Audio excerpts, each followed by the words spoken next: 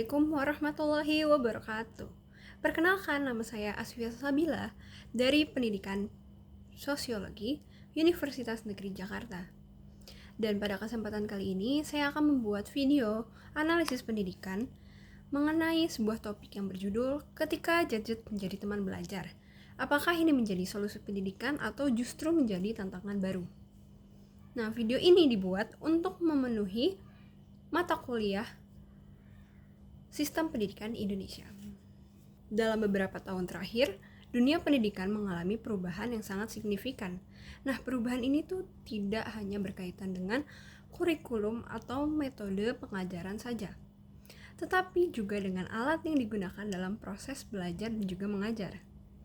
Salah satu perubahan yang paling mencolok adalah kehadiran gadget, seperti smartphone, tablet, dan juga laptop, yang kini semakin lekat dengan kehidupan peserta didik. Gadget tidak lagi sekedar alat komunikasi atau hiburan, melainkan telah menjadi bagian dari aktivitas belajar sehari-hari. Pertanyaannya kemudian adalah, ketika gadget menjadi teman belajar, apakah ia benar-benar menjadi solusi bagi pendidikan atau justru menghadirkan masalah baru? Di satu sisi, gadget menawarkan berbagai kemudahan yang sebelumnya itu sulit untuk didapatkan. Peserta didik kini dapat mengakses materi pembelajaran dengan mudah, hanya dengan beberapa sentuhan jari. Buku teks tidak lagi menjadi satu-satunya sumber belajar. Melalui internet, siswa dapat menonton video pembelajaran, membaca jurnal, mengikuti kelas daring, hingga berdiskusi dalam forum akademik tanpa batas ruang dan waktu. Kondisi ini membuka peluang besar bagi terciptanya pembelajaran yang lebih fleksibel, mandiri, dan berbasis teknologi. Selain itu, gadget juga memungkinkan guru untuk mengembangkan metode pembelajaran yang lebih variatif. Nah, penggunaan aplikasi pembelajaran seperti kuis interaktif serta media audiovisual dapat meningkatkan minat dan motivasi belajar siswa. Proses belajar nih yang sebelumnya mungkin dianggap membosankan dapat berubah menjadi lebih menarik dan juga kontekstual. Nah, dalam konteks ini, gadget tampak sebagai solusi yang menjanjikan bagi tantangan pendidikan di era digital.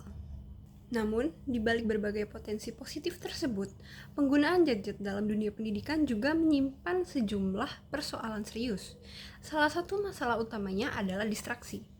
Gadget yang digunakan untuk belajar seringkali juga menjadi pintu masuk ke berbagai bentuk hiburan, seperti media sosial, permainan daring, dan konten hiburan lainnya. Akibatnya, fokus belajar siswa menjadi terpecah, dan waktu belajar yang seharusnya tadinya produktif justru teralihkan. Masalah lain hadir yang tidak kalah penting adalah menurunnya kualitas interaksi sosial. Ketergantungan pada gadget dapat membuat siswa lebih individualistis dan kurang terlatih dalam berkomunikasi secara langsung. Proses belajar yang ideal seharusnya tidak hanya mentransfer pengetahuan, tetapi juga membentuk keterampilan sosial, empati, dan juga kerjasama. Jika gadget digunakan tanpa kontrol yang jelas, nilai-nilai tersebut berpotensi akan tergerus. Dari sudut pandang pendidikan, persoalan ini menunjukkan bahwa teknologi pada dasarnya bersifat netral. Gadget bukanlah sepenuhnya menjadi sebuah solusi, namun juga bukan semata-mata menjadi sebuah masalah. Dampak yang ditimbulkan sangat bergantung pada cara penggunaan, tujuan, serta konteks sosial dan pendidikan di sekitarnya. Ketika gadget digunakan sebagai alat pendukung pembelajaran yang terarah, ia dapat memperkaya pengalaman belajar. Nah, tapi sebaliknya, ketika digunakan tanpa pendampingan dan regulasi yang jelas, gadget justru berpotensi menghambat proses pendidikan. Nah, di sini peran guru dan juga orang tua menjadi sangat krusial dalam menghadapi situasi ini. Guru tidak hanya dituntut menguasai materi pembelajaran, tetapi juga memiliki literasi digital yang memadai. Guru perlu mampu membimbing siswa dalam menggunakan gadget secara bijak, termasuk mengajarkan etika digital, manajemen waktu, serta kemampuan dalam memilih informasi yang valid. Nah, dengan demikian, gadget tidak hanya menjadi alat belajar, tetapi juga sebagai sarana pembentukan karakter dan juga tanggung jawab. Sementara itu, orang tua memiliki peran penting dalam menciptakan lingkungan belajar yang sehat di rumah. Pengawasan penggunaan gadget, pembatasan waktu layar atau screen time, serta komunikasi yang terbuka dengan anak menjadi langkah-langkah penting untuk mencegah dampak negatif penggunaan teknologi.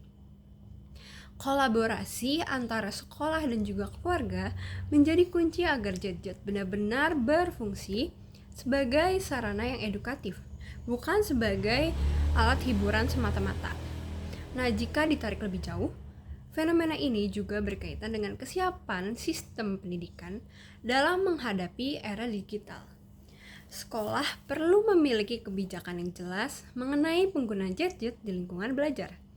Kurikulum pun perlu disesuaikan agar tidak hanya menekankan penguasaan teknologi, tetapi juga kemampuan berpikir kritis, reflektif, dan juga etis dalam menggunakan teknologi tersebut. Pendidikan seharusnya tidak sekedar mengikuti perkembangan zaman, tetapi juga mampu mengarahkan perkembangan itu ke tujuan yang lebih bermakna. Nah, dengan demikian, pertanyaan apakah gadget merupakan solusi pendidikan atau masalah baru tidak dapat dijawab secara hitam maupun putih. Gadget bisa menjadi solusi apabila digunakan secara terencana, terarah, dan disertai dengan pendampingan yang memadai. Namun, di satu sisi, gadget juga dapat menjadi masalah baru jika digunakan secara berlebihan, tanpa kontrol, dan tanpa tujuan pendidikan yang jelas. Nah, sebagai penutup, penting bagi kita untuk menyadari bahwa inti dari pendidikan itu sendiri bukanlah teknologinya, melainkan manusianya.